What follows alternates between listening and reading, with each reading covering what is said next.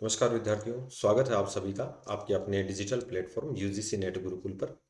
Students, यदि आप पहली बार विजिट कर रहे हैं तो एक बार चैनल को सब्सक्राइब जरूर कर लेना ताकि रेगुलर अपडेट आप लोगों को मिलती रहे।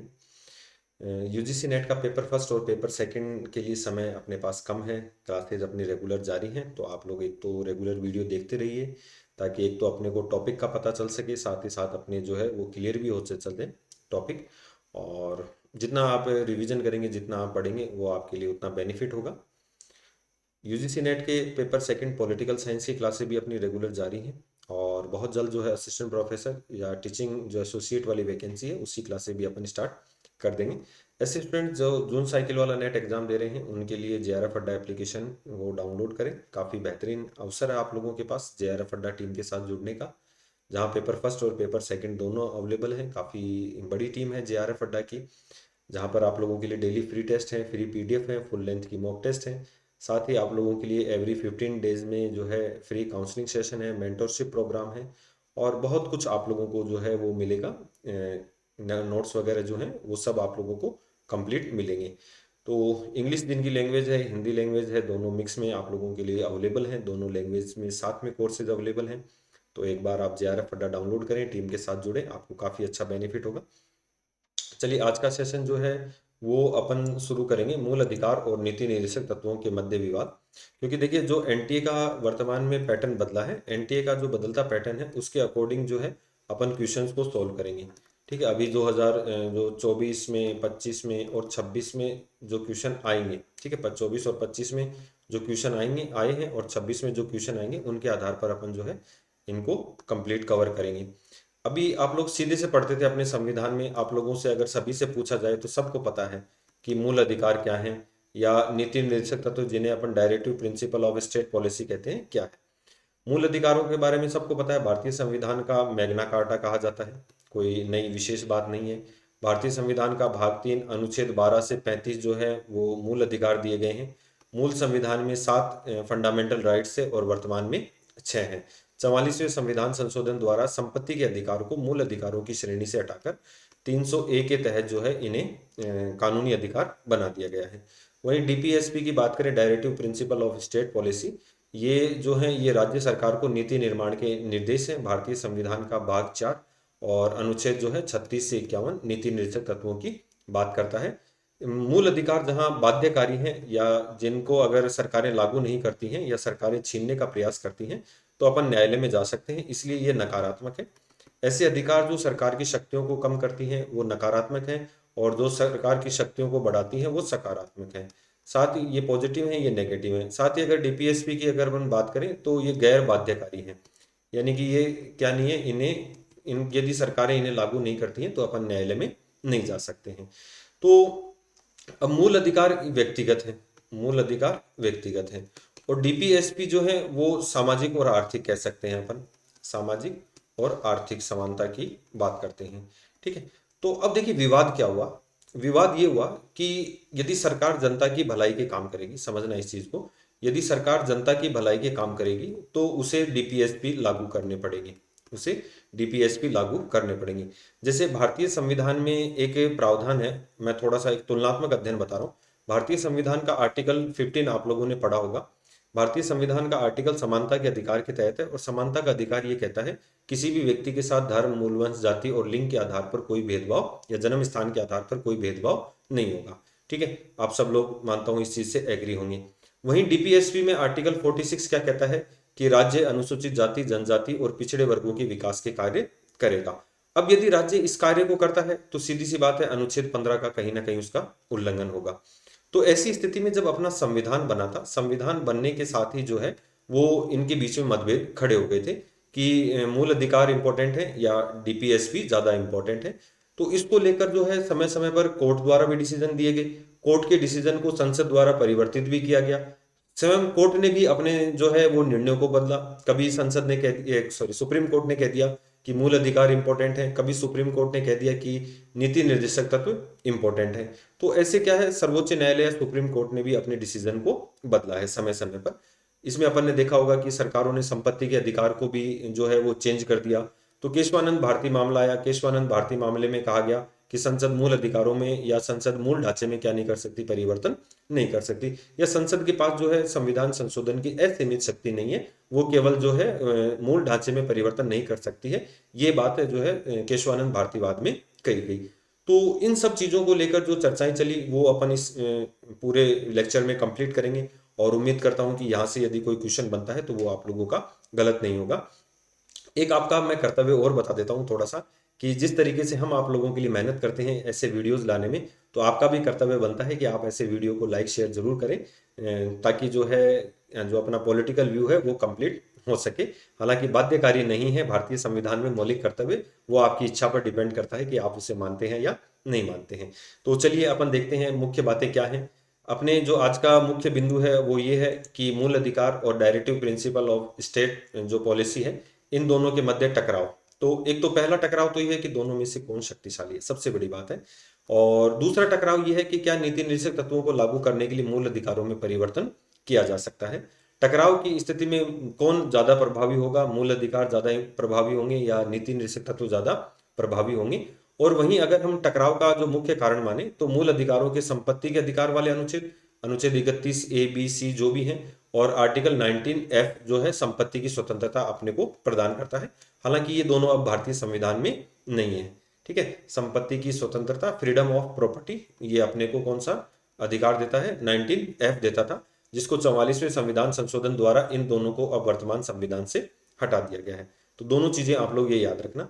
और एक जो है इंपॉर्टेंट आर्टिकल है, ये अभी भी लागू है, और इस चीज को भी आप लोग समझना कि नीति निर्देशक तत्वों में अनुच्छेद 39B और C जो है वे वर्णित तत्व जो कि समाजवाद को प्रभावित करते हैं, और समाजवाद यानी कि समाज में सभी को समानता लाने की बात करता है।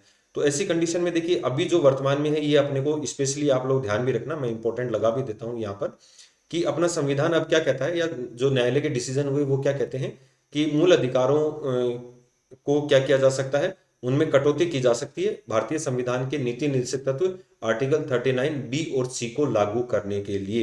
ध्यान रखना, वापस कह रहा हूं, नीति निर्देशक तत्व हैं 39B और C, दोनों प्रावधानों को लागू करने के लिए मौलिक अधिकारों में कटौती की जा सकती है। ये वर्तमान जो है वो स्थिति है। तो अनुच्छेद 39B क्या कहता है कि भौतिक संसाधनों का सार्वजनिक हित में उपयोग करेगा राज्य, या राज्य जो है वो सार्वजनिक महत्व के जितने भी संसाधन है उसका सार्वजनिक हित में प्रयोग करेगा। और 39C सेंट्रलाइजेशन पर रोक लगाएगा, किसके, मनी के, धन के केंद्रीकरण पर रोक लगाएगा। तो उत्पादन व वितरण के साधनों यानी कि पूंजी का केंद्रीकरण रोकेगा। राज्य अर्थात अमीर व गरीब के मध्य पूंजीगत भेदभाव को मिटाएगा। तो इसके लिए जो संविधान में बार बार प्रावधान किए गए और क्या क्या वो प्रावधान हुए, उन सब प्रावधानों को लेकर अपन चर्चा करेंगे। तो उम्मीद करता हूं मेरे द्वारा जो अभी तक बातें समझाई गई वो आप लोगों को समझ में आई होगी। तो सबसे पहले अगर मैं बात करूं कि भारतीय संविधान संशोधन 1951 जो पहला संविधान संशोधन था, ये जो हुआ था, इसमें भूमि सुधारों से संबंधित नवी अनुसूची जोड़ी गई थी, और अनुच्छेद 31 संपत्ति के अधिकार को प्रतिबंध करने हेतु 39A और B जोड़ दिया गया था। ये समझना, पहले तो जो है नवी अनुसूची क्या कहती है, नवी अनुसूची का जो संबंध है ये पहले संविधान संशोधन 1951 में जोड़ी गई थी। ये आप सब लोग जानते हैं कि भारतीय संविधान में 8 ही अनुसूचियां थी पहले, और वर्तमान में 12 शेड्यूल्स हैं या अनुसूचियां हैं। नवी अनुसूची 1951 में जोड़ी गई भूमि सुधार को लेकर, और इसमें यह कहा गया कि यदि इसमें संसद कोई प्रावधान करती है तो उसे न्यायालय में चुनौती नहीं दी जा सकती। तो ये अपने को ध्यान रखना है। तो इसमें क्या कहा गया कि 39(1)(a) क्या कहता है कि राज्य को सामाजिक आर्थिक सुधारों के लिए संपत्ति का अधिग्रहण करने संबंधी कानून बनाने का जो है वो प्रावधान देता है, आर्टिकल 39(1)(a). ठीक है, और 39B जो क्या कहता है कि एक जो है विशिष्ट प्रावधान है कि नवी अनुसूची में शामिल कानून मौलिक अधिकारों के उल्लंघन के आधार पर न्यायिक समीक्षा से उन्हें सुरक्षा प्रदान की जाएगी।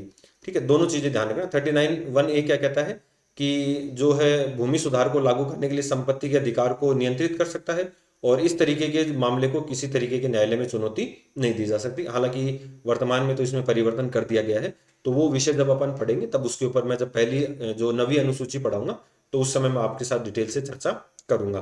तो एक तो ये विवाद था। एक दूसरा विवाद अपन देखेंगे, वो चंपाकन दोहराई राज जो है उसके ऊपर बात करेंगे। तो देखिए, मूल अधिकारों व डीपीएसपी के मध्य टकराव को देखें तो हमें न्यायपालिका और संसद के मध्य भी टकराव देखने को मिलता है। क्या टकराव देखने को मिलता है, इसके ऊपर भी अपन डिटेल से पढ़ेंगे। यहाँ पर क्या कहा गया कि न्यायपालिका ने क्या कर दिया, कभी मौलिक अधिकारों को श्रेष्ठ ठहरा दिया तो कभी नीति निर्देशक तत्वों को, और संसद ने क्या कर दिया, उन प्रावधानों को खारिज करने के लिए। आप लोगों ने देखा होगा भारतीय संविधान का 24वां संविधान संशोधन, 25वां संविधान संशोधन और 26वां संविधान 42वां संविधान संशोधन लागू कर दिया, कॉन्स्टिट्यूशन अमेंडमेंट एक्ट।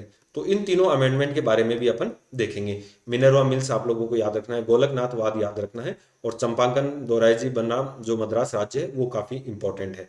तो न्यायपालिका ने हमेशा जो है मौलिक अधिकारों को महत्व देगी, और संसद क्या करेगी, नीति निर्देशक तत्वों को महत्व देगी। क्योंकि नीति निर्देशक तत्व क्या है, जनता के कल्याण के लिए है, और सरकार क्या करती है, जनता के हिसाब से जो है कानूनों का निर्माण करती है। यहाँ पर एक आर्टिकल जो है 13, इसको लेकर भी विवाद उठा, क्योंकि आर्टिकल 13 क्या कहता है कि संसद यदि संविधान में कोई संशोधन करती है तो न्यायपालिका उसका पुनरावलोकन कर सकती है। ऐसे अंदर किसी भी प्रावधान को वो दो भागों में बांटेगी, एक तो अगर वो अवैध है या देखेगी वो संविधान के अकॉर्डिंग है तो उसे वैध है, तो वैध है या अवैध उसको घोषित कर सकती है।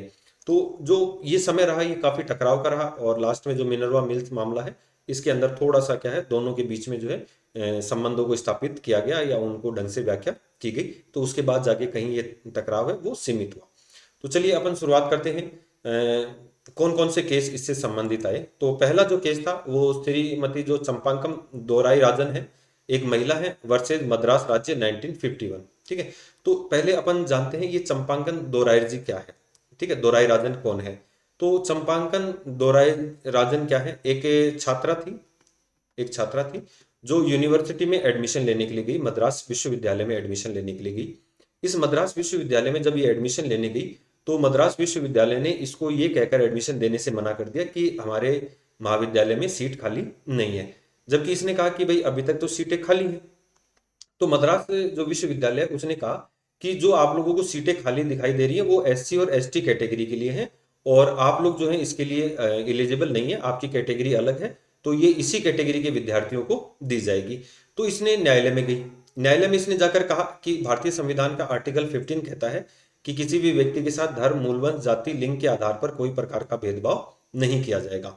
तब भारतीय संविधान में जो है संशोधन किया गया, उसके बाद जो है वो जब विवाद उठा तो वहां पर कहा गया कि संसद क्या कर सकती है, कुछ मामलों में एससी एसटी को जो है वो स्पेशल पिछड़े वर्ग को आगे लाने के लिए जो है स्पेशल प्रावधान दे सकती है, इसी 15(3) और 15(4) के अंतर्गत। ठीक है, तो जब ये अपन मौलिक अधिकार पढ़ते हैं तो वहां पर अपन इनको डिटेल से पढ़ते हैं। तो देखिए यहाँ पर क्या था, यह मूल अधिकार व डीपीएसपी के मध्य टकराव से संबंधित प्रथम वाद था। बिल्कुल चंपाकन दोराई जी से संबंधित ये वाद था। और डीपीएसपी में क्या कहा, सुप्रीम कोर्ट ने क्या कहा, डीपीएसपी के बजाय मूल अधिकार ज्यादा प्रभावी हैं, यानी कि अनुच्छेद 15 को इंपोर्टेंस देते हुए इन्हें क्या कहा कि इनको एडमिशन देना चाहिए, किसी प्रकार का कोई भेदभाव नहीं होना चाहिए। तो थोड़ा सा अपन नोट्स के रूप में देख लेते हैं कि क्या कहा गया कि मौलिक अधिकार और नीति निर्देशक सिद्धांतों के मध्य संबंधों पर समय व परिस्थिति के अनुसार न्यायपालिका का दृष्टिकोण परिवर्तित होता रहा है। तो प्रथम मामला जो था वो 1951 मद्रास राज्य बनाम चंपाकन दोराई राजन मामले में आया। मद्रास बनाम जो है मद्रास राज्य बनाम चंपाकन दोराई जी 1951 मामले में उच्च न्यायालय ने सुप्रीम कोर्ट ने जो डिसीजन दिया कि मूल अधिकार व नीति निर्देशक सिद्धांतों के विरोध की स्थिति में, समझना, नीति निर्देशक तो यानी कि डीपीएसपी और जो फंडामेंटल राइट्स हैं इनके बीच में यदि कॉन्फ्लिक्ट होता है तो मूल अधिकार नीति निर्देशक सिद्धांतों पर प्रभावी होंगे। ध्यान रखना, मोस्ट इंपॉर्टेंट, कि चंपाकन दोराई राजन वाले वाद में क्या कहा कि मूल अधिकार प्रभावी होंगे किसके ऊपर, नीति निर्देशक तत्वों पर। तो इस वाद में सुप्रीम कोर्ट ने कहा कि निर्देशक तत्वों को मूल अधिकारों के अध्याय के अनुरूप और उनके सहायक के रूप में कार्य करना होगा, वो मूल पाठ नहीं होंगे, वो मौलिक अधिकारों से ऊपर नहीं होंगे। ठीक है, फिर इसके बाद देखो ये तो पहला वाद था, फिर उसके बाद और मामले उठे। तो दूसरा विवाद की अगर अपन बात करें तो कामेश्वर सिंह बिहार राज्य, कामेश्वर सिंह बिहार राज्य 1951 में आया। तो इसमें क्या कहा गया कि ये भूमि सुधार और जमींदारी प्रथा के उल्लंघन से संबंधित था। कामेश्वर सिंह ने संपत्ति के अधिकार के तहत केस किया था। बिल्कुल उस समय जो था आर्टिकल 31 लागू था। सुप्रीम कोर्ट ने कामेश्वर सिंह का पक्ष लिया और उसकी संपत्ति को छीनने से मना कर दिया। यहाँ पर एक चीज ध्यान रखना, पहले क्या सिस्टम था, जब भारत आजाद हुआ तो भारत जब आजाद हुआ था उस समय भारत में जमींदारी प्रथा थी, और जमींदारी प्रथा के अंतर्गत जो है जमींदार भूमि का मालिक हुआ करता था। तो एक व्यक्ति के पास तो असीमित शक्तियां थी और उसको जोतने वाला जो किसान था उसको वो संपत्ति का जो मालिक नहीं था। तो यहाँ पर संपत्ति दिए जाने की बात की थी, सरकार ने भूमि सुधार के प्रावधान किए थे और इसके तहत कहा था कि भाई जो भूमिहीन किसान है इनको अपन क्या करेंगे, भूमि प्रदान करेंगे। तो इस मामले को कामेश्वर सिंह न्यायालय में ले गए, भाई संपत्ति के अधिकार के तहत ये संपत्ति का मालिकाना हक मेरा है और मुझे सरकार इस संपत्ति को नहीं छीन सकती। तो अब ऐसे जो है, अब मान लो भारत सरकार को कोई सड़क बनानी है या कोई पावर प्लांट लगाना है, तो ऐसी कंडीशन में वहां पर सरकार को भूमि लेनी होगी। और ये दिन प्रतिदिन क्या हो रहा था कि अगर सरकार किसी की भूमि अधिग्रहण करती तो वो व्यक्ति न्यायालय में चला जाता मौलिक अधिकारों के उल्लंघन के तहत। तो अब न्यायालय की बात क्या करनी पड़ती, भारत सरकार को माननी पड़ती। तो ऐसी कंडीशन में फिर क्या हो गया, और भी ज्यादा कॉन्फ्लिक्ट हो गया, तनाव हो गया। फिर इसके बाद आया बेला बनर्जी वाद 1954। तो इसमें क्या कहा गया कि संपत्ति अधिग्रहण की उचित क्षतिपूर्ति व मुआवजे से संबंधित इस केस में सर्वोच्च न्यायालय ने वापस किसको, मूल अधिकारों को वो प्रभावी माना। लेकिन भारतीय संसद ने क्या कर दिया, चौथा संविधान संशोधन 55 पारित कर दिया और बेला बनर्जी वाद को फेल कर दिया। इसमें क्या कहा गया कि राज्य लोकहित पब्लिक इंटरेस्ट में व्यक्तिगत संपत्ति को हस्तगत कर सकता है। देखिए अभी जो मैंने पीछे बात कही थी वो यही बात की, न्यायपालिका इसकी क्षतिपूर्ति का पुनरावलोकन नहीं कर सकती। ये बात और जोड़ दी कि यदि हम किसी की भूमि को अधिग्रहण करते हैं तो न्यायपालिका उस मामले को पुनरावलोकन नहीं कर सकती है। तो यहाँ पर विवाद क्या हो गया, और ज्यादा बढ़ गया। ठीक है, फिर इसके बाद जो है वो गोलकनाथ पंजाब जो बहुत फेमस जो रहा था, ये लागू हुआ और इसमें जो है वो इसमें संसद के द्वारा क्या कर दिया गया, बड़ा परिवर्तन कर दिया गया। तो ये जो वाद था ये गोलकनाथ वर्सेस जो पंजाब राज्य था 1967, तो मूल अधिकार प्रभावी होंगे। और इसमें क्या कह दिया, संसद, मोस्ट इंपॉर्टेंट, कि संसद मूल अधिकारों में किसी प्रकार का कोई परिवर्तन नहीं कर सकती। ये एक बहुत बड़ा डिसीजन था। ठीक है, मूल अधिकारों में परिवर्तन नहीं कर सकती, ये अपने को थोड़ा सा ध्यान रखना है कि इतिहास का एक बहुत बड़ा डिसीजन था कि यहाँ पर जो है गोलकनाथ वाद में क्या कहा गया कि मूल अधिकार प्रभावी रहेंगे और संसद मूल अधिकारों में कोई परिवर्तन नहीं कर सकती। और यहाँ तक कि नीति निर्देशक तत्वों को लागू करने के लिए भी संसद क्या है, मूल अधिकारों में परिवर्तन नहीं कर सकती। लेकिन क्या कर दिया, भारतीय जो संसद थी उस समय इंदिरा गांधी भारत की प्रधानमंत्री थी और उस दौर को जो है वो सर्वोच्च न्यायालय और भारत सरकार के बीच में काफी जो है कॉन्फ्लिक्ट का समय माना जाता है, बहुत अधिक विवाद हुए थे।